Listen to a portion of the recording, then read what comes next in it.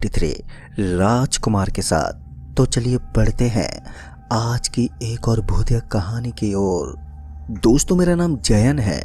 मैंने अपनी जिंदगी में एक लंबा सफर तय किया था जो पूरा का पूरा मुसीबत से भरा हुआ था। आज जब मुड़कर देखता हूँ तो यकीन नहीं होता कि मैं ऐसे हालातों से गुजर चुका हूँ जिसका सामना शायद ही कोई आम आदमी कर पाए। तो आइए जानते मेरे साथ जुड़ा हुआ ये डरावना किस्सा और भी करीब से।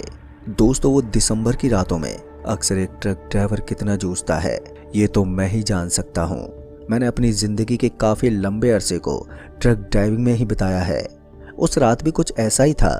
चारों तरफ घना कोहरा छाया हुआ था और ठंड की वजह से हाथ जमने लगे थे। गलती से अगर ट्रक की थोड़ी सी विंडो को नीचे कर देता तो इतनी भयंकर ठंड लगती कि हाथ स्टीयरिंग पर ही जम जाते। मेरे साइड में मेरा हेल्पर विशाल आराम कर रहा था। विशाल को इस तरह गहरी नींद में लेटा हुआ देखकर मुझे खुजली होने लगी। नींद तो मुझे भी आ रही थी, लेकिन ट्रक चलाने की रिस्पॉन्सिबिलिटी ने मुझे सोने ही नहीं दिया। इसलिए मैंने ट्रक को थोड़ा सा भगाकर जोर से ब्रेक दिया, जिस कारण विशाल थोड़ा सा इधर उधर घूम गया और वो एकदम से उठकर बोला, अरे भाई क्या हुआ, कहीं ट्रक ने टक्कर तो नहीं खाई है? विशाल को इस तरह से हड़बड़ाता हुआ देखकर मैंने उसकी तरफ देखते बोला, अरे तुम्हें तो नींद आ रही है, ट्रक कहीं से अगर टकरा जाए तो भी तुम कुंभकर्ण ही बने रह जाओगे। मेरी बात सुनकर वो हल्का सा मुस्कुरा दिया और बोला, अरे उस्ताद जी, कल भी मैं नहीं सोया था और आज भी पूरे दिन सफर में था, इसलिए थोड़ी नींद लग जाती है। इतना कहकर वो सड़क की ओर देखने लगा। शायद अब तक उसकी भी नींद कहीं गायब सी हो गई थी।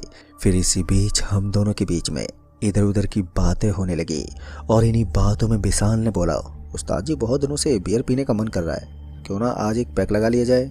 उसकी बात सुनकर मुझे भी लगा कि इस ठंड के मौसम में नमकीन के साथ बियर पीने का स्वाद थोड़ा अलग ही होगा।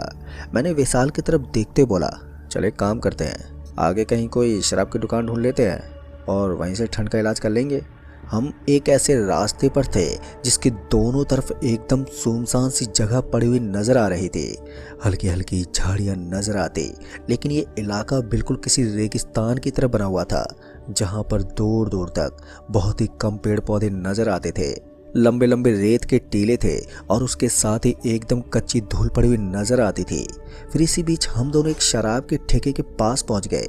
उस ठेके को देखते मुझे थोड़ी हैरानी हुई, क्योंकि ये ठेका एक ऐसी जगह में बना हुआ था जहां दूर दूर तक सिर्फ और सिर्फ खाली स्थान ही नजर आता था। इसके बाद भी इस ठेके के मालिक ने इसको यहाँ पर क्यों बनाया होगा, इसी बात के बारे में मैंने विशाल से बात की तो वो भी थोड़ा हैरान था। फिर हमने आपस में ये कहकर